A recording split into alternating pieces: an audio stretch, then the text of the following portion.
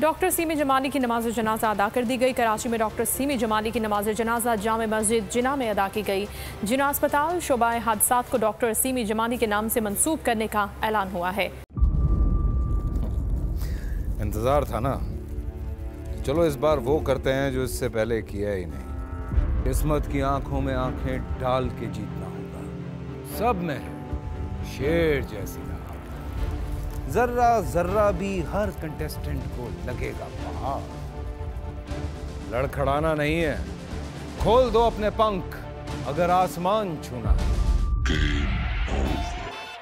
अबे लग रहा है ये सब पहले भी कहीं सुना है।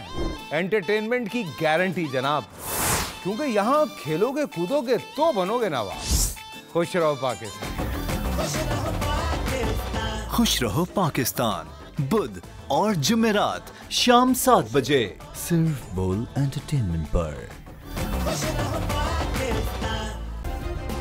सब्सक्राइब करें और बेल दबाएं ताकि कोई खबर रह न जाए।